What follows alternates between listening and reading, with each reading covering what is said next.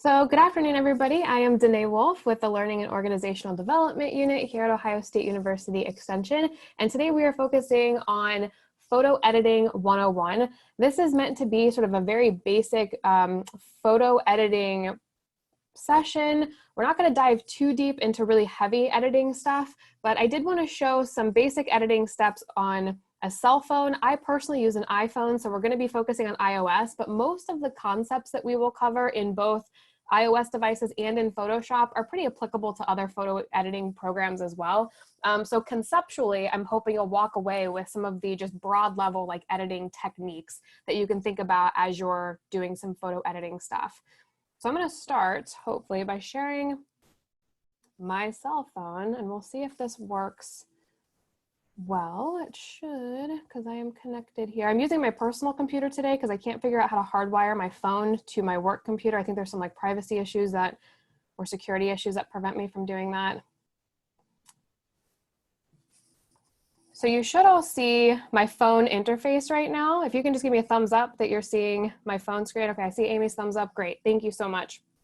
So I'm gonna head into my Photos app on my iPhone, and from here, I want to show you just a couple basic things for our iPhone users. Some of these concepts might be applicable to our Android users, Samsung, other platforms, but for those iOS users, it might be fun to kind of explore this because your Photos app is actually really robust, and there's some fun things that you can do to actually search for photos using some AI. So right now, I'm just in my general camera roll right now, but if you go along the bottom or the bottom of your screen, and on the lower right-hand side, there's a little search feature that allows you to search for photos by keyword. And notice I have a couple of my recent searches in here related to like butterflies, trips, spring.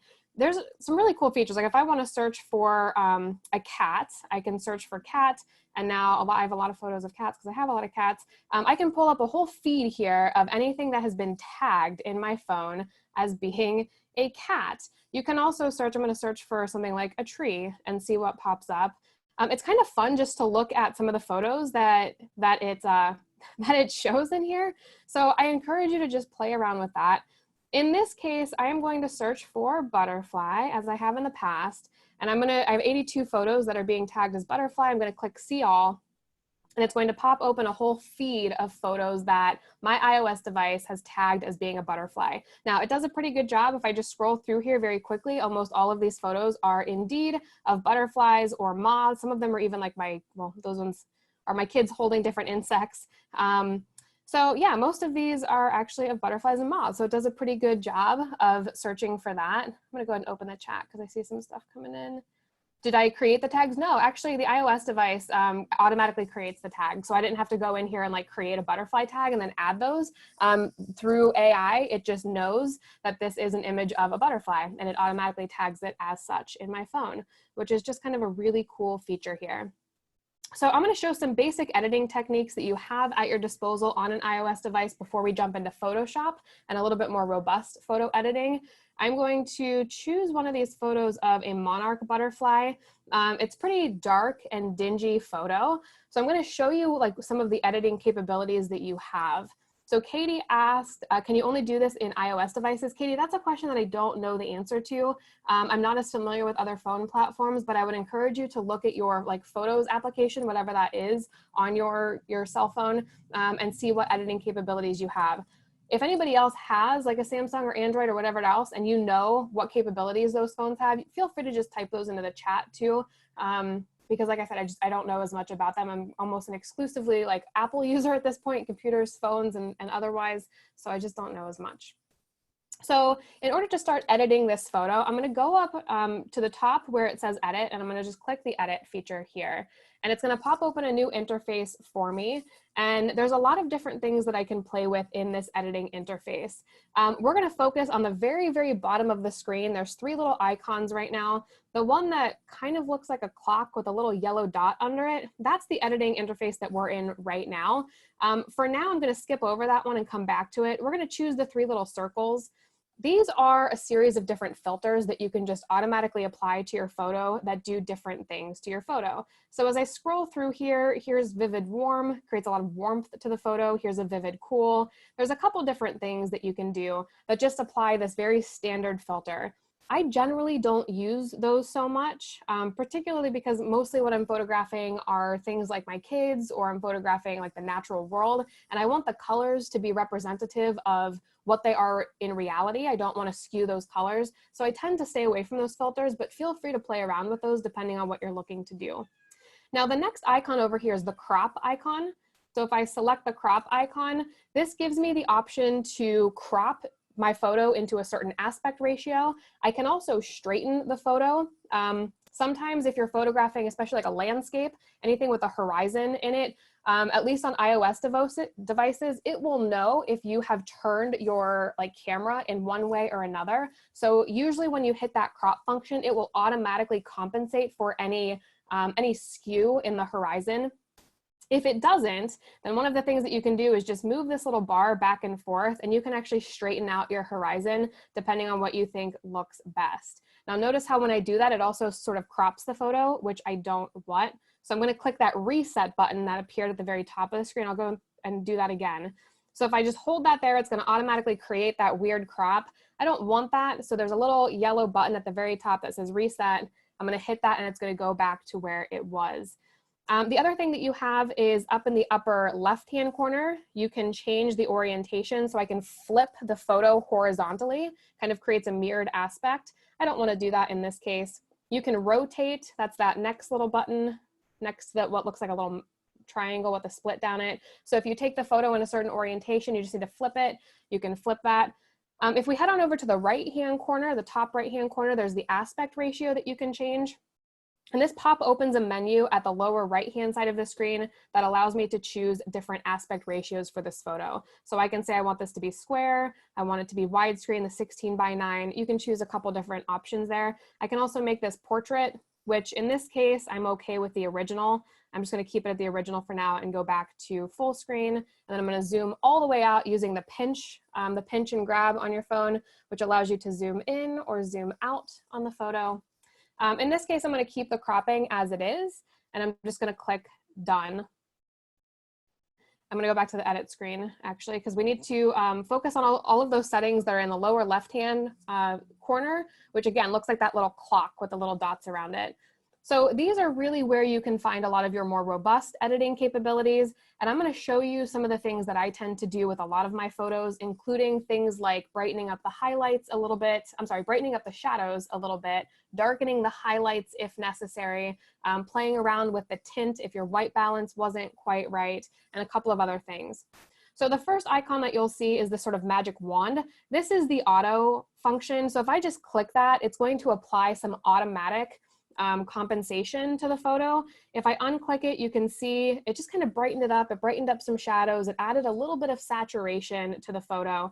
And then if you scroll that bar back and forth, you have the option of going really, really far into those settings. So you see those clouds start to pop in the background a little bit, or you can apply it less. In this case, this looks like a really poorly edited photo, so I'm not going to leave that. I usually don't use the auto feature, but it can be a really quick and easy way to edit your photo without a lot of time investment. Now, the other cool thing that I will show you in this screen is I've pulled my auto edit all the way to the right. So you'll see pretty heavy editing done on this photo. If I just tap anywhere on the photo, it'll show me a few second preview of the original edit, or I'm sorry, the original photo without any edits. So if I just click it, you can sort of toggle that back and forth to see what does this edit look like compared to the original. So I'm going to go ahead and undo that auto by just selecting that. And then the next little feature here is the exposure. So the exposure basically allows you to increase or decrease the exposure of the photo, make it lighter or darker. In this case, I think it's fairly properly exposed. What I really want to do is bring up those shadows, and we'll get there in just a second. The other option that you have on iOS devices is the brilliance of the photo, which this is one of those settings that I tend to use quite often in my photos. If I bring up that brilliance just a little bit, it kind of brings up some of the shadows. It makes the sky pop a little bit more. If I click on the photo, you can see exactly what that does. It might look a little bit unnatural depending on how far you go. If you took that to the other end, it makes everything really dark and dingy, which is not what we want to do in this case. So I'm just going to leave that a little bit heightened, that brilliance. The next thing is the highlights. The highlights, you can either make them even more bright or you can make them less bright. Sometimes, especially if you photograph like a sky, Sometimes it's nice to bring those highlights down a little bit. Notice how we have a lot more color in the clouds. This looks really unnatural because I've brought the highlights really, really far down. But if you have a lot of bright areas in your photo, you might want to think about just bringing those down a little bit, and it provides a little bit more clarity in those bright spots. Now, I tend to always play with my shadows as well. So one of the things I like to do is brighten up the shadows, which just provides a little bit of brightness in some of the darker areas of the photo. You don't want to go too much because then it really just creates almost like an HDR, high dynamic range type photo. And sometimes those look a little bit unnatural. So I usually just lighten up the shadows to whatever I think looks good. The next option is adding a little bit of contrast to the photo. And the contrast kind of makes the darker areas a little bit darker. It can sometimes make the bright areas a little bit brighter. It just adds a little bit of a pop to the photo. If you take that all the way down, if you like undo all of the contrast, notice how my image now gets almost really grayed out. This isn't really a good look for the photo. So I tend to just add a tiny little bit of contrast. Brightness is another one of the things I tend to do. You can brighten up this photo just a little bit. Notice how the wings on that butterfly finally start to lighten up when I add a little bit of the brightness. Although the photo is still pretty kind of gray right now, we don't have a lot of saturation, which we'll get to in just a second. You'll also notice if I zoom in on the wings of the butterfly, the blacks in the wings of the butterfly look a little bit gray. They don't look super black. So one of the other things I like to play with is the black point. And I'll bring up the black point just a little bit and notice how those wings just get a little bit darker. So now we can take a look at all of the edits that we've made on this photo so far, from the original, which is kind of dark and dingy, to being a little bit brighter now when we undo that. Now, if you've ever seen a monarch butterfly in person, you know they're known for their orange color. So the orange isn't really popping yet in this particular photo. So if I increase my saturation, you can make those oranges pop, but notice how it also made the greens pop. And it almost creates a very unnatural look in those greens. So be mindful of your saturation. You can really overdo saturation quite easily. If you take that all the way down to the opposite end, you unsaturate and you lose all color. You basically make this a black and white photo. But I do like to add just a little tiny bit of saturation there. Vibrance, adding a little bit of vibrance almost really just kind of adds a little bit of saturation too without overdoing it. So I might just add a little bit of vibrance there. Again, we can look at the original photo from really dark, dingy to the now edited photo, which really just brightens everything up. Probably a little bit more in line with what you actually saw with your eye when you were taking this photo. And then finally, we'll play a little bit with some of the coloration. So if you think that this photo is a little bit too warm, maybe too yellow or too green, we can undo some of that warmth, in which case it's going to start to turn really like blue. That isn't super great. I probably wouldn't recommend that. If you add more warmth to it, it's going to add more yellows. Which honestly, I think that kind of makes it look a little bit more natural, because the field that I was in had a lot of yellow to the plants in the background. It wasn't that super vibrant green. So now we just have a nice bright photo. It's really starting to come alive. The tint kind of does the same thing. Tint is really good if your white balance was a little bit off. So you can make that, if you go all the way down, it makes it kind of look really green. If you go the opposite spectrum, it kind of makes it look pinky or purpley. In this case, I think the tint is kind of probably right where it needs to be. I might change it a little bit up to add a little bit of coloration there. And again, always go back to that original and see what it looks like and where you are now in the edit. Sharpness.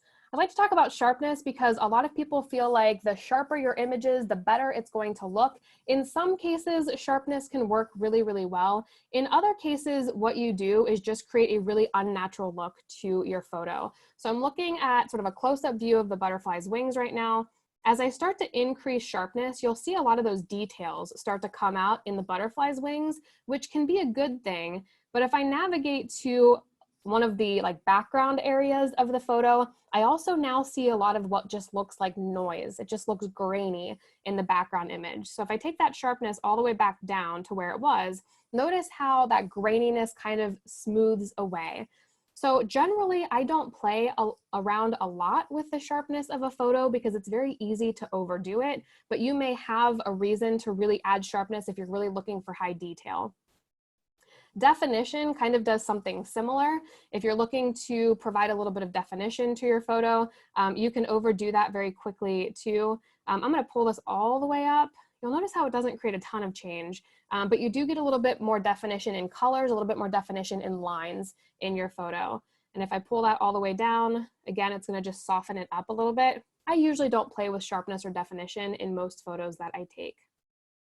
Finally, noise reduction. Noise reduction can be really good. If you're gonna like add a whole bunch of sharpness to your photo and then you apply a bunch of noise reduction, you're sort of compensating those two settings out because the noise is gonna add a lot of detail and then the noise reduction is gonna basically remove all of that detail. So you do just kind of have to be a little bit careful. So I'm going to go ahead and apply, I'm gonna look at the butterfly's wing and I'm gonna apply noise reduction. I'm gonna do this all the way up. And we just lost a lot of detail in the butterfly's wing. So I'm going to zoom in even more so you can see a nice close-up shot of that wing. Notice how we just lost a lot of detail. If I take this all the way back down and give it a second to work, now we have a lot of that detail that comes back. So noise reduction should be used sparingly depending on what it is that you are photographing and what you are trying to accomplish. So finally, you can add a vignette to your photo. Vignettes can be very, very overdone. Fortunately, at least on iOS devices, you can only go so far with a vignette. So if I go all the way to the right, it's going to add just sort of a darker sort of black vignette around the photo. If I go all the way to the left, it's going to add more of a white or lighter vignette. I tend to not add those. It can kind of look good, especially if it's like a portrait of somebody. The vignettes can work well, but generally that is something that I don't even mess with. So now that we've done most of our basic edits, I might go back to things like shadows and see if I can bring those shadows up even more now that we've done some of the color correction. That really just sort of brightens up the photo quite a bit more. I might go back to the black point and increase the black point a little bit to add some of that detail back to the butterfly's wings. And now if you look at the original photo versus the new photo, it's just this really, really bright, it kind of looks like a completely different photo now. And this was more in line with like what I recall seeing as the photographer who took this photo.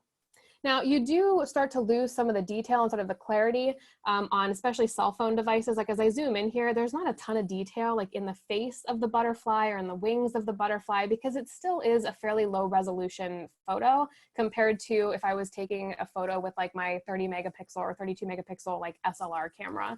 So those are just some things to be aware of. But you can do some very simple basic edits on a phone. And most of these shots I'm just posting on my Facebook page, and doing those basic edits really makes a world of difference. This photo is okay, but with some of those simple edits, it really just livens it up so much. So that's really basic photo editing on an iOS device.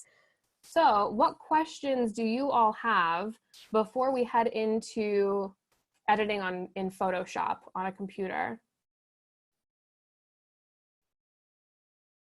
Have you played around with the photo editing on your phone? Have you done some of this stuff and been able to really brighten up photographs, make them a little bit livelier? It could be kids, could be pets. What experience do you all have in doing that?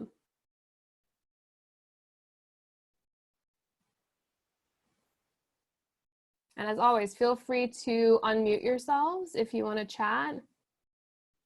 So Sherry said, I have an iPhone 6, doesn't have all these settings. Yeah, so some of these settings in the Photos app, this is an iPhone 10, might not all be there. You should still have a decent amount of capability for photo editing on even older versions of some cell phone devices, but maybe some of those settings are on newer devices only too. I have some, but ready to try a lot more. Yeah, the great thing about this, so the one thing I didn't show you here, let me open up my phone again. Let's say, so I'm gonna go ahead and click done on this photo. I like the edits here. I think it looks kind of okay. It's coming across on my screen, like the clouds almost look a little bit pinky or purpley. On my phone, they look a little bit more white. So there is gonna be some differences depending on like what screen you're looking at. But let's say you edit this photo and then you start to look at it and you're like, oh man, that really doesn't look great. And you think, did I just like ruin that whole photo by applying all of those edits? If you just go and click edit again, and now there's a little red button in the lower right-hand corner that says revert. If I click revert, it's gonna say reverting to the original is going to remove all of the edits that you've just made. This action cannot be undone. And then you can revert to original. So I'm gonna go ahead and click that. It's just gonna take me back to the beginning. Now, that doesn't mean I can't re-edit. So I can go back into this photo and reapply all of those edits that I just made and then save it again. But you can always go back to that original photo. It's not like you're losing that forever. So that's good to be mindful of as well. So any other questions about editing on an iOS device? Do you use the default resolution? I always use the default resolution, yeah, for what my camera shoots. And I'm trying to think if there's a way to actually change the default resolution like on an iPhone of photos. I know you can if you're shooting like video, but typically like whatever the resolution of the camera is in a phone is kind of what you get. Now other cell phone platforms, like there are cell phones now, like my iPhone 10 has 2 lenses. Some cameras now have like 3 lenses or 4 lenses for cameras. So you probably have a lot more capability to like go in and change the resolution. But generally speaking, I always just use the, you know, whatever I photographed. And this applies the edits to the original like resolution of the photo. Now, if I wanted to email this photo to myself, like this is unedited at this point because I just undid all those edits. But let's say I wanted to email this to myself. I'm going to click this little share button in the lower left-hand corner. And now I can like email, I'm going to click mail. And let's say I'm going to mail this to my work account. I'm going to go and select my name, put in a subject, and then I'm going to click send. And it'll pop up a little menu that says, how large do you want this to send? And you have the option of like compressing the image greatly. Usually I just send the actual size. So it's going to be 1.2 meg, which is a fairly small photo. But I always send the actual size because when you start to compress it, like let's say now you have that photo on your computer, it's going to be a much smaller photo than the original. So if you know that you want to send that to your computer and then do edits in like Photoshop or something, always work with the original photo size. Otherwise, you're just not going to have as much capability. So do I ever use other apps besides the photo app? So I actually have a whole bunch of different photo editing apps, but most of them are like for really fancy stuff, like making your photo look like a watercolor painting. Most of the time I am not using any of those apps for just general editing because I think that the Photos app has a pretty good capability, but you absolutely can. There are like so many different photo editing apps, many of which are free, but then they have in-app purchases. You have to deal with like advertisements and it's always going to ask you, do you want to pay money to upgrade? Those I just find a little bit obnoxious. So I tend to just use my, my native camera app on my phone or Photos app. And Christina asked, I have most of the settings on my Samsung. I don't have the black point. Yeah, so you may have some limited capability depending on what phone you're using. That's good about the black point because I tend to use that one a lot. Just it makes those blacks a lot richer. So I'm going to go ahead and stop my share. Keep those questions coming in and we can always come back to iOS editing if you would like. But now I'd like to hop into Photoshop, and Photoshop is a part, it is part of the Adobe Creative Cloud Suite. So as long as you have the Creative Cloud Suite downloaded on your computer, and if you need help with that, we can get you instructions on how to go about doing that. Photoshop is a part of that suite, so you should all have access to it. So I am going to go ahead and open up now my Photoshop app on my computer. Again, I'm working on my personal computer today so that I could hardwire my phone into it and show you my phone screen. So you'll see all of my recent projects in here. These are mostly bug and flower photos because that's most of what I do for my personal projects. This is what the home page interface or the home interface on Photoshop looks like.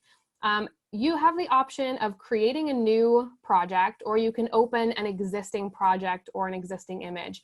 If you click Create New, you'll have the option to create a custom like canvas size. And from there, you can add a bunch of layers to it. If you're working, if you're doing anything with like graphic design, InDesign is a better tool to use for graphic design. To be honest, I use Photoshop for almost everything because it's the program that I learned how to use.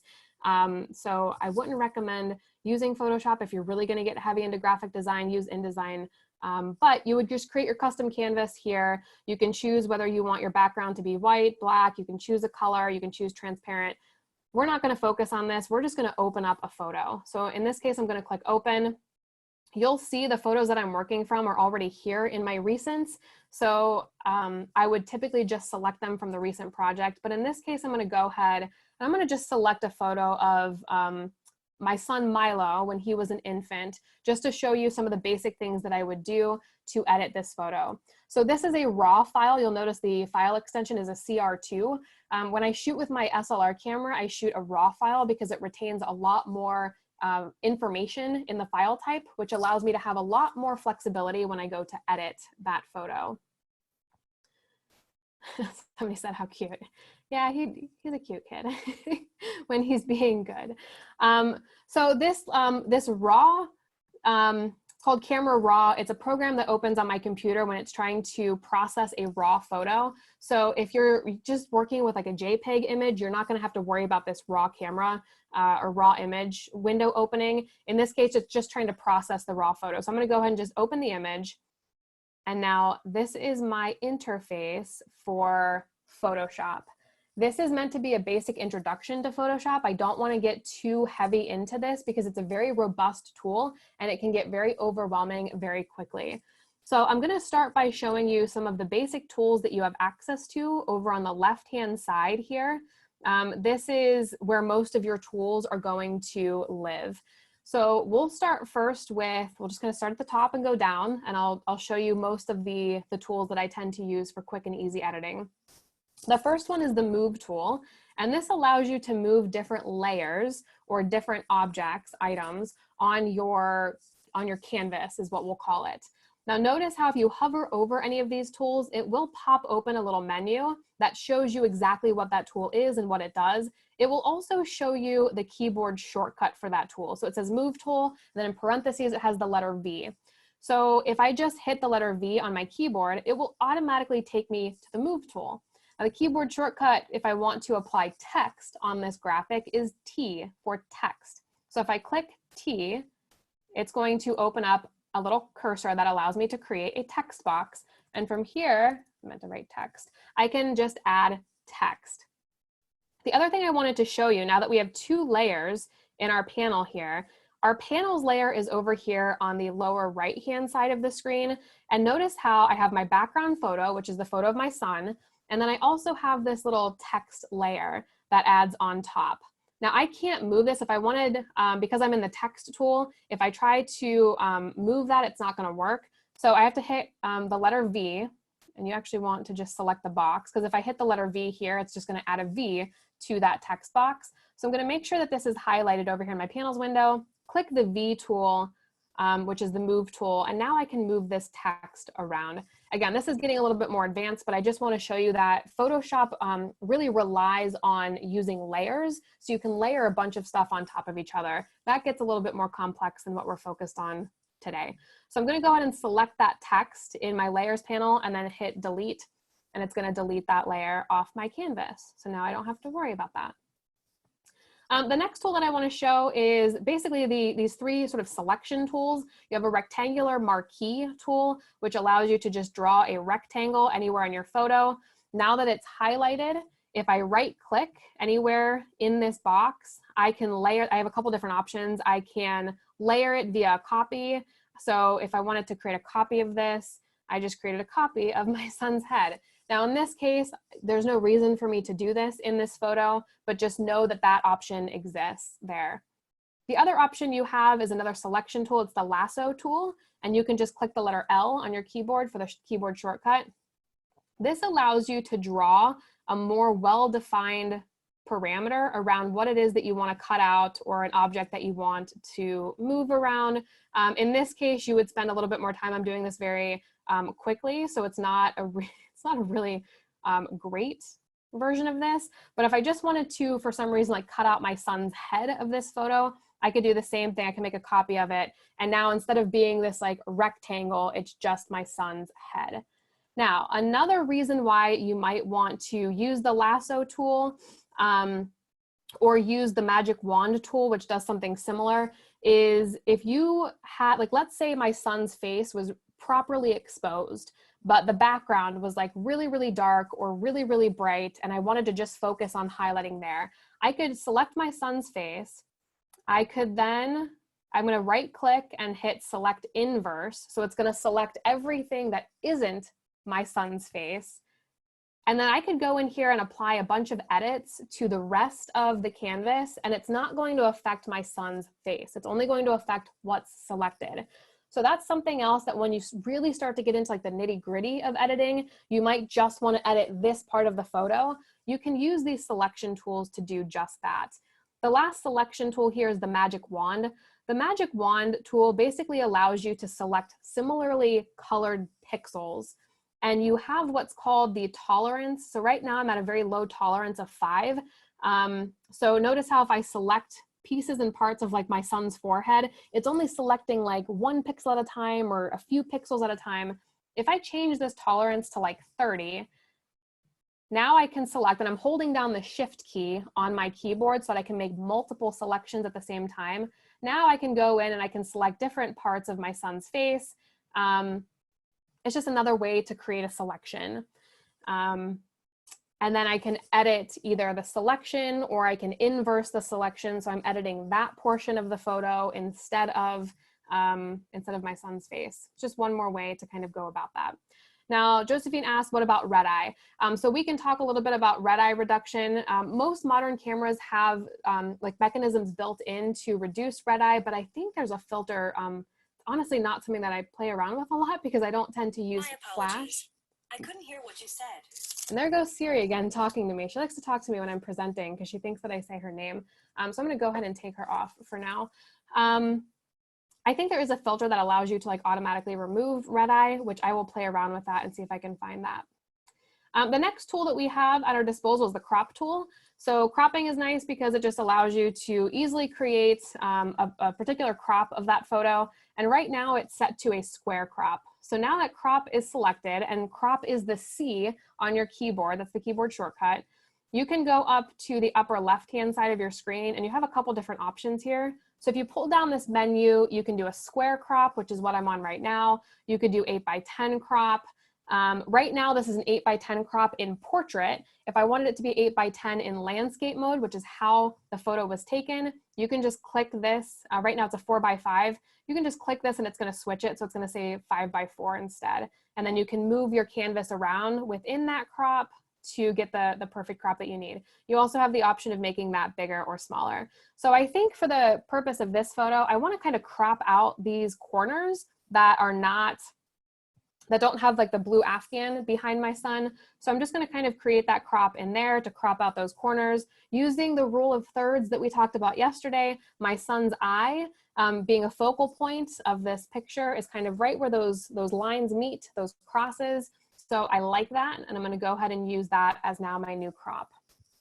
A couple of these other tools I'm not going to really go into. The one that I do want to show you is the spot healing brush, which is a really good option, especially if you're doing any people photography. This just very quickly heals any blemishes in your photo. It's really great if you happen to have dust spots in your photo, which if you use like a mirrorless camera, or an SLR camera, those sensors, it's very easy to get dust specks on them when you're changing your lenses out, and those will show up as like little artifacts on your photographs.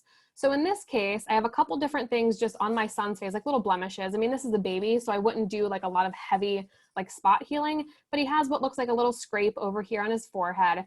If I just click that with that spot healing brush, it just disappears. That little mark just disappears from his face. There's another little mark over here on his cheek that I might touch up.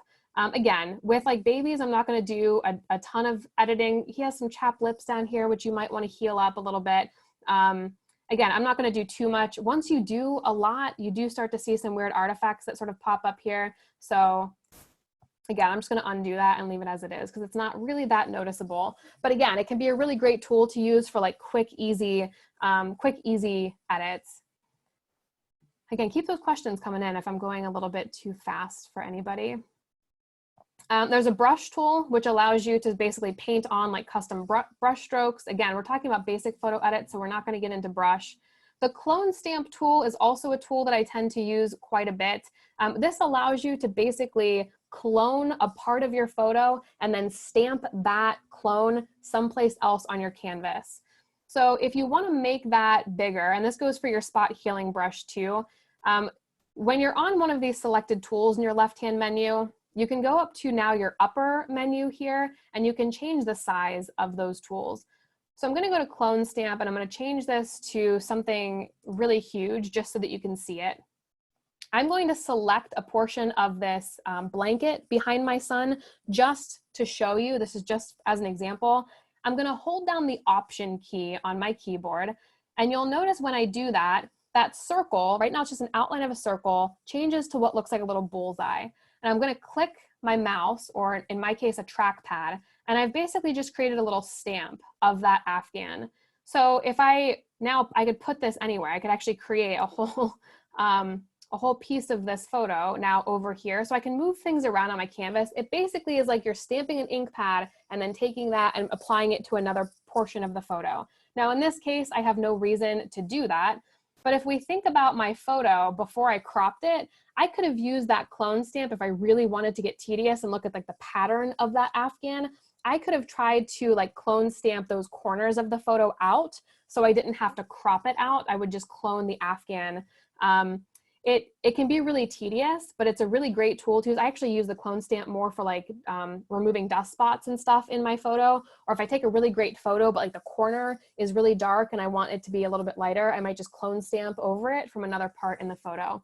And Whitney said that's one of my favorite tools. It's one of my favorite tools too. But it can get a little bit dangerous. You can like overdo the clone stamp tool. And on that note, I follow a lot of nature photographers and just a lot of platforms that focus on like nature photography. And there have been like astro photographers, so people who photograph like nighttime stars, who have used the clone stamp to like clone star patterns in their photos. And then they try to pass them off as real. And people who know a whole heck of a lot more about stars than I do have noticed like, hey, like this constellation is represented 4 times in this photo. Like you use the clone stamp to just clone that, like that image or that portion of your image over and over again. So you need to be careful with using the clone stamp and use it responsibly. We're not going to focus on some of these other brushes. I do want to mention there is an eraser tool here. This one tends to work really well if you need to like erase an entire portion of your photo. So right now I have a big eraser. If I erase this, I'm literally just erasing part of the photo, which again, might work well in certain situations. In this case though, I don't need to use it. There's a gradient tool, there's a smudge tool. Some of the tools that I do want to focus on would be the dodging and the burning. So if you dodge a certain part of your photo, you're making that part of the photo a little bit lighter. If you are burning, so and on my trackpad on my computer, I just have to do a hard click on my trackpad and it brings up this little sub menu where I can also access the burn tool. Now, depending on if you're using a mouse or using another form of trackpad, you may just have to like click it twice. I don't exactly know how you get that sub menu. But again, on my trackpad, it's just a hard click. I can also do a burn tool. The burn tool makes certain parts of the image darker. So wherever I apply this burn tool, right now I could just burn, you know, part of my son's forehead. Of course, this isn't going to work for this photo, but if you had a portion of your photo that was like really, really bright, you can just kind of burn it ever so slightly and it'll make it a little bit darker. You also have the option of selecting exactly what you want to burn or dodge. So if you go up here, you can change the size of your brush. You can also select to burn the highlights, burn the midtones, or burn the shadows.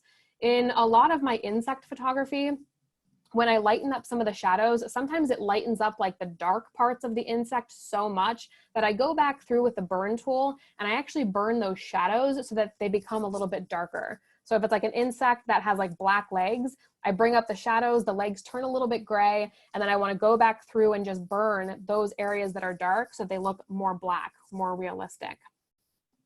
You can also change the exposure. So right now I'm at 40% exposure, which is pretty high.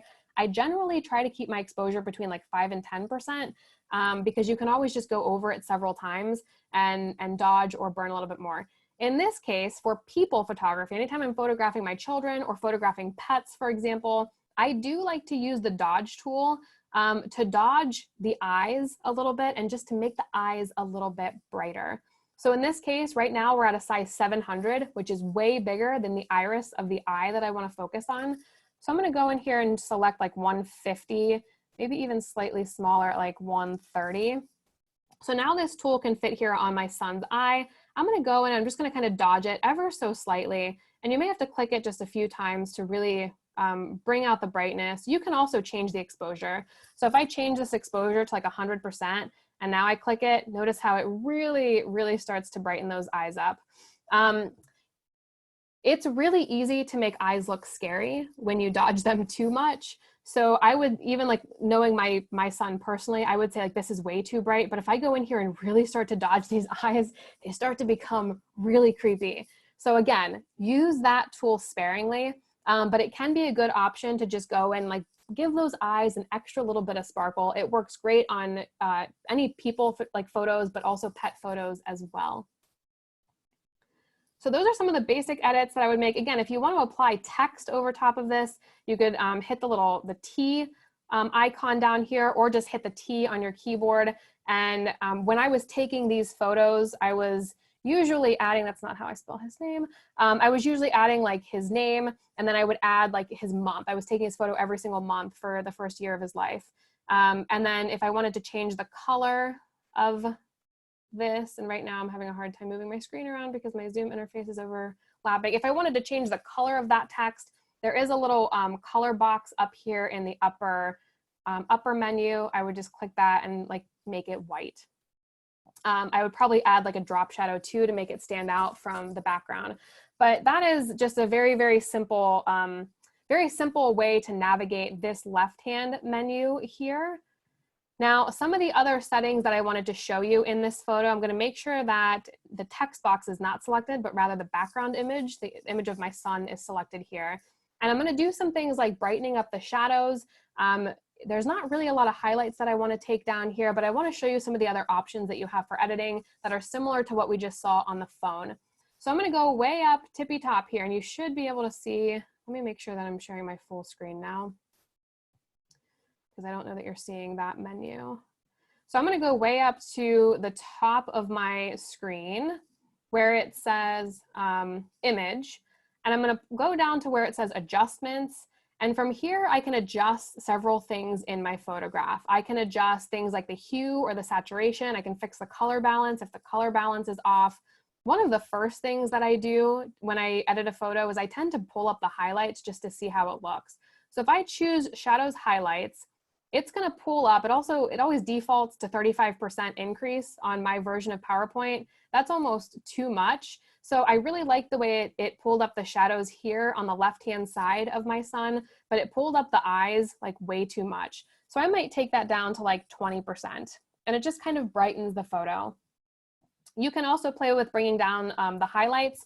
So if you bring the highlights down, it's really just, that looks awful. Play with this sparingly. If you had like a lot of really, really bright highlights in your photo, you might want to think about bringing those down a little bit. This photo doesn't have a ton of like really awful highlights, so I'm probably not going to do anything there. Then I'm just going to click OK. The other thing I would want to do here is probably play with the color balance a little bit, because I think it looks a little bit warm to me and I want it to be a little bit more cool. So I'd go back to image, adjustments, and then color balance. And from here, I have the option, I can balance out the shadows of the photo, the midtones, or the highlights. I'm going to choose just midtones. I'm going to leave it at right now. And then I can start to pull some of these markers back and forth to see what looks best. So I kind of want it to be a little bit less warm. I want to pull out some of those cool tones a little bit, because right now it just looks a little bit unnaturally warm. So you can play around with some of those things and see what that looks like. It's not always going to be perfect, but it is one of the ways that you can kind of change the tint of your photograph. If you wanted to change the shadows too, to make the shadows a little bit like less warm or a little bit cooler, you can do that. Same with the highlights. Again, I'm just playing around here, so this isn't like a perfect example. In fact, I think I've done my son a great disservice in how I've how I've represented him. He still looks a little bit yellow, almost like jaundiced in this photo. So I would play around a little bit more with the color balance to make sure that that was exactly where it needs to be. Another thing that I often play with is the brightness or the contrast. So if I wanted to brighten up the whole photo, the whole canvas, I could just click, you know, if I wanted to really brighten it up, I could choose 40%. I'm just going to do ever so slightly bright. And then I'm also going to play a little bit with the contrast, which is going to help those dark tones pop just a little bit. Again, this is not a perfect edit, and the color, I think I really kind of screwed up the color balance. So I'd probably go back in and try to make those a little bit warmer and play a little bit around with all of that. Now, one of the cool things that you can do, and one of the suggestions that most people have, is before you start editing your photo at all, it's usually a good idea to duplicate the photo and then work on top of that duplicate canvas as opposed to the original photo, because then you always can go back to that original. It's always there in the background. I'm going to go ahead and delete my text box from that panel. So how you would do that is, right now, all of the edits that I made were on this original background photo. Typically, again, good best practice, it's not what I tend to do, but good best practice would be to select that background. You can right click and then select duplicate layer, and it's just going to create another layer on top of this. So as you start to make edits on that duplicate layer, you can select the little eye next to that layer and turn that on and off, so you can see where you were with your original photo and where you are now having made all of those edits. Again, I failed to do that at the beginning here, but it is really good best practice to do. If we want to see where we were sort of towards the beginning versus now, I'm going to go back to when we cropped the photo. So up here in the upper sort of right-hand corner, I have this little history panel. It's this little arrow, and this shows me all of the different actions that I've made in this photo from when we started. So I'm going to go back to when we cropped the photo and then to where we are now having made those edits, and you can take a look at the difference in what we did. So it really just kind of brightened up. Here's a little bit darker, the eyes are a little bit darker, and then we kind of got to a point where it was just a little bit more brighter, a little bit more vibrant. The eyes I probably pulled up a little bit too much. I'd probably want to darken those a little bit further. So those are some really, really basic edits in Photoshop.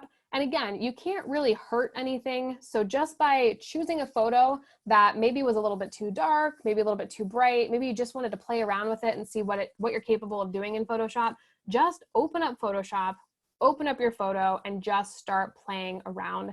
As long as you have an original copy of that photo saved someplace, you're not going to hurt it. You're not going to hurt it by just coming in here and playing around. All that said, Photoshop is a really, really robust program. You can really do a lot of amazing things in it. And I really just recommend getting in here and playing, seeing what it's capable of. There's a lot more in here that I could show you that I did not show you too. There's all kinds of filters that you can apply, like artistic filters, and you can make your photo look stylized. And Debbie said that the history panel is your master undo control, and that is true. You can go into that that panel here, and I could like go clear back up at the very, very beginning and then hit this delete button, and it would delete all of those actions that I just made. And it would take me back to the original photo that I opened Photoshop with. So that was a lot of information in a very short amount of time. The last thing that I wanted to show you, because I think that watching somebody edit a photo in Photoshop maybe can seem really overwhelming. And I wanted to show you most of the photos that I post on Facebook. Again, I take a lot of photos of insects or spiders, and I edit, I would say easily every photo that I take. I usually edit that photo in some way. So I wanted to show you exactly what a photo editing process might look like for some of my insect photos, just to show you how quick and easy it can become once you learn the basics of Photoshop. So here's an image. It's one of my favorite images of a leaf cutter bee. Really, really dark photo. Didn't really come out super well, but with a few simple basic edits, we can make this really sparkle and shine. This is one of my favorite insect photos. In fact, I have it hanging right here behind me on my wall. So a couple of the things that we just did, I would typically start by going in, and I'm going to go through this fast, and I'm going through it fast for a reason, just to show you how quick it is to truly edit photos if you've never really done it before. It's going to automatically lighten those shadows when I click shadow. It's at 35%, which I think looks pretty darn good. I might want to see what it looks like to pull down those highlights a little bit. It brings down some of those really, really bright pinks on the left-hand side to a little bit darker. So I'm going to click OK. I'm going to go back to brightness and contrast. I'm going to bring up the brightness just a tad. I'm going to bring up the contrast just a tad to see what that looks like. I would probably go in here with the either spot healing brush or the clone stamp. And I have a couple dust specks that are in the photo. They're a little bit hard to see, but you might see here's a dust speck. Most of the dust specks that I'm seeing are actually on my computer screen and not actually in the photograph. So that can get confusing too if your computer screen's dirty like mine.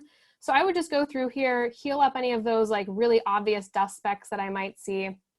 I might want to just brighten this ever so slightly more just to make it really pop.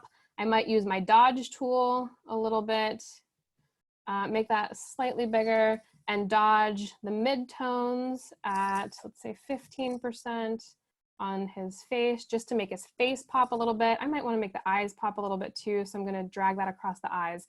Finally, with a lot of my insect photos, I want to sharpen them just a little bit. So I'm going to go, and there is a sharpen filter that you can use. If I just select my image in my panels, my layers panel, I can go and add a sharpen filter. That's not how I was taught to sharpen photos though. I was actually taught something different. So I'm going to duplicate the layer. So now I have two identical copies of my photo on top of each other. I'm going to change this over here in this panel. Right now it's at just a normal layer, which again just duplicates the layer identically. I'm going to change it to overlay, and it's going to make this look really, really dark and garish. And then I'm going to go over to where it says filter in my upper menu and down to other and high pass. And this adds what's called a high pass filter. I don't actually know what that means, to the photo. And you have the option to make this really, really high pass, in which case it looks terrible. Typically I keep my high pass filter somewhere around 3. So just to show you the difference, just to show you the amount of sharpening that adds, especially in this bee's face, I'm going to go over to my layers panel and a little eye where I can toggle that layer on and off. And I'm going to just toggle it on and off for you quickly. And you should see, especially in like the hairs on the face and the lenses in the bee's eyes, you should see a little bit of sharpening happening. And it looks pretty natural, especially when you zoom out. It just looks like a really, really natural kind of subtle sharpening of the photo, which is exactly what I want in this case. So in 5 minutes or less, you can edit a photo from being kind of really dark and difficult to see to being nice and bright, and something worthy of posting on Facebook. The final thing that I would do is I would save this as a JPEG, because right now it's a PSD file, it's a Photoshop file. So I would select all of my layers in the panels window. If I wanted to save a copy of this as a PSD file so that I can come back and edit it later if needed, I would usually do that, especially because sometimes like I want to enter photos in certain competitions and I want to make sure that like I can go back and edit it if necessary. I save it as a PSD file, so I always have that on hand. But if I'm posting something on social media, I would go into my layers panel, I would select all of the layers, so I can just hold down the shift key while I select the layers, or you can also go to layer and then merge layers. So I would merge all those layers. So now it's one image, and then I would go up to where it says image in the upper menu and down to image size. Now the ideal image size to post on Facebook is 2048 pixels in either, I think in width or in height. Depending on whether it's a portrait or a landscape photo. But 2048 on the long side is the pixels that is best suited for Facebook. And why is that? I don't know. You can ask Facebook. And that may change, but that's always what I save at. Anything higher than that, your photos are probably going to be really awfully decompressed, or not decompressed, compressed when you post it to Facebook, and you're going to lose a significant amount of resolution, which is not good. And then I'm going to click OK. So now it's made my photo quite a bit smaller. Right now down here, it says way down in the lower left-hand corner, it says I'm at 43% zoom. So if I want to zoom in, I'm just using my pinch and skew. You could also just click that and I could type in 100%. So this is what my photo is going to look like on screen. It's pretty small. It's a pretty low resolution to submit to something like a photo competition, but it's the perfect size for just posting on social media. So now that I have that, I'm going to go over to where it says File and click File, Save As. And now I'm going to choose a place on my desktop to save this, rename it, maybe, and then I'll just save that image. And then it saves on my computer. And then you have some options for different sizes that you want to save that at. So in this case, I'm going to save it to its maximum quality, which in this case is 12. It will give you an idea of the size of that file as well. So in this case, it's 1.8 megs, which is a pretty good size, again, for posting on social media, decent resolution, and you're gonna get a lot of detail that's retained once you post this on social media. And then click OK. And now that photo has been saved. So that is like the most basic Photoshop that I can present to you. Again, Photoshop is capable of way more than what I showed you here today. way more than even I'm capable of doing in Photoshop, because I don't know what this full program is capable of. If you're interested, there are plenty of YouTube tutorials that will teach you the more in-depth stuff. Like if you really want to get into like creating composite images where you're taking this object out of this photo and placing it into this photo, you can start to do some really incredible stuff with Photoshop. Just gotta YouTube it, and you'll learn all sorts of fun stuff. So I hope everybody isn't feeling too overwhelmed by Photoshop. I'll stop now. That's what I have. So in the last few minutes here, what questions do you all have?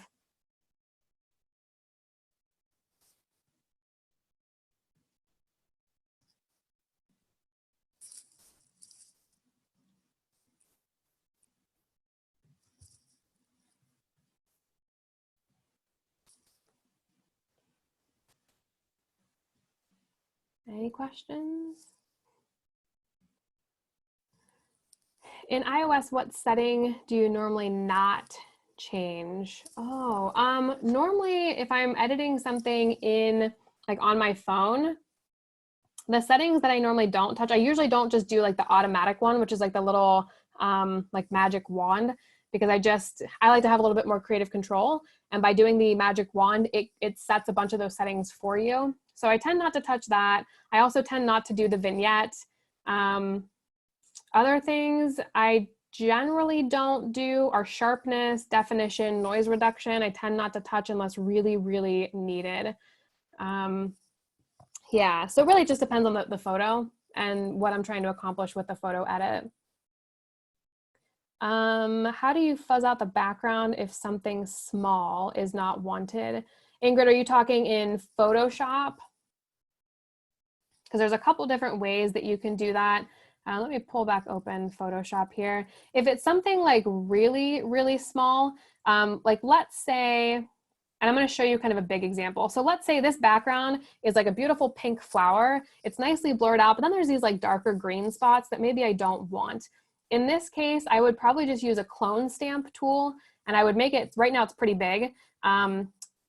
I can clone out, so I'm going to hold down my Option key, and I'm going to clone like this purple color, and then I'm going to come down here, and I'm just going to like start to play around and try to clone out that. Now notice how I just cloned a straight edge. So you'll see this really awful like straight edge that just happened. You do have to be careful of doing stuff like that.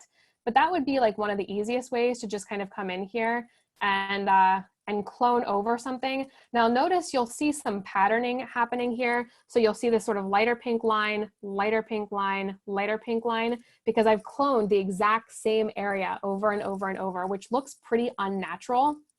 So you do have to be mindful, especially if you're cloning over like larger areas, you do have to be a little bit mindful of whether you're creating any like artificial looking patterns. But I could come in here and like try to clone out this whole area and just make it look a little bit, again, you have these like three purple spots that start to appear. So that was a very, very quick version. I would spend a little bit more time making that look better, but the clone stamp is a really good way to do that.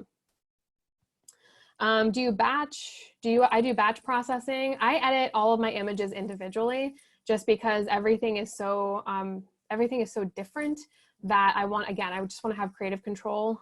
If you have a lot of similar images, you can, and this gets like way in depth, and this is way above my head even, you can actually create customized, what do they call them? Customized, they're not processes, but it's basically like a customized, what do they call them? It's like a filter, but it's like a customized set of steps that you can then apply to every single photo. And you can also buy customized sets of steps that do certain things to your photos. Then you could go in and like apply this whole thing to your photograph, and it's going to automatically, it's going to, increase the shadows by 30%. It's going to decrease the highlights by 5%. It's just going to do like certain things. That gets really above even my expertise using Photoshop. And no, unfortunately, I just don't do batch editing because, again, I like to have more creative control than that. But a lot of people do. I've never been successful with it, but I was just curious if you had. Nope. Never tried it. It'd be nice if it worked, but. Yeah. Yeah. All right, well, I'm going to go ahead and stop the record here in just a second. This will be posted on YouTube, and it will be posted on the LOD website as well. And don't hesitate to reach out with any other questions. We'll be back to wrap up our Digital Engagement 201 sessions tomorrow afternoon. We'll talk a little bit about reach, engagement, and impact of digital content. And that will be a wrap on this session.